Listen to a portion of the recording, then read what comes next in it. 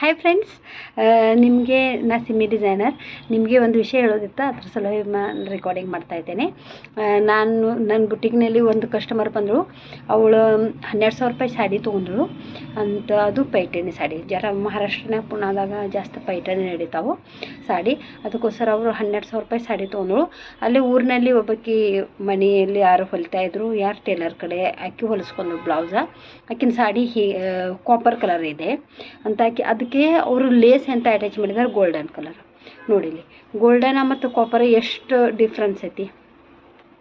ಅದ್ರ ಸಲುವಾಗಿ ಬ್ಲೌಸ್ ಹೊಲಿಸ್ಕೊಂಡಾಳು ಈ ಥರ ಅಂತ. ಆ ಬ್ಲೌಸ್ ನನಗೆ ಹೇಳು, ನಾ ಹಾಕೊಂಡ್ಮೇಲೆ ನಂಗೆ ಭಾಳ ವಿಚಿತ್ರ ಕಾಣ್ತೈತಿ. ಅದಕ್ಕೋಸ್ಕರ ನನಗಿದು ರಿಮೂವ್ ಮಾಡಿಕೊಡು. ಆದರೆ ಈ ಏನಾಕತಿ, ಟೇಲರ್ ಆಗಲಿ ಗರ್ಗುತಿ ಆಗಲಿ ಇವರು ಹೊಲಿತಿದ್ರಂದ್ರೆ ಅವ್ರು ಹೆಚ್ಚು ಸ್ಟಿಚ್ ಹೊಲಿತಾರೆ. ನಾವು ಬುಟಿಕ್ನೇ ಹಂಗೆ ಮಾಡೋಂಗಿಲ್ಲ. ನೋಡಿ, ಇಲ್ಲಿ ಸ್ಟಿಚ್ ಭೀ ಹೆಂಗೆ ಕಾಣಿಸೈತಿಕ್ಕಿಂದ, ಮತ್ತು ಎರಡು ಸ್ಟಿಚ್ ಹಾಕಿದಾರು. ಇದೀಗ ರಿಮೂವ್ ಮಾಡೋದು ಎಷ್ಟು ಕಠಿಣ ಇರ್ತದೆ.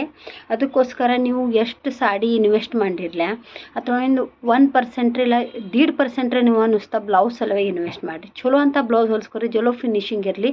ಅದನ್ನ ಬ್ಲೌಸ್ ಬದಲು ನಾಲೆಜ್ ಇದ್ದಿದ್ದು ನೀವು ಅವ್ರ ಕಡೆ ಹೋಗಿ ನೀವು ಡಿಸ್ಕಷನ್ ಮಾಡಿ ನೀವು ಬ್ಲೌಸ್ ಹೊಲಿಸ್ಕೊರಿ. ಈಗ ನೋಡಿ, 12,000 ಬ್ಲೌಸ್ದು ಆಕಿನ ಫಿಟ್ಟಿಂಗ್ ಇಲ್ಲ, ಫಿನಿಶಿಂಗ್ ಇಲ್ಲ. ಆಕೆ ಅಂತಾಳು, ನನಗೆ ಏನು ಮಾಡಿ ನೀನು ಜರ ಇದು ಮಾಡಿಕೊಡ್ರಿ, ರಿಪೇರಿ ಮಾಡಿರಿ.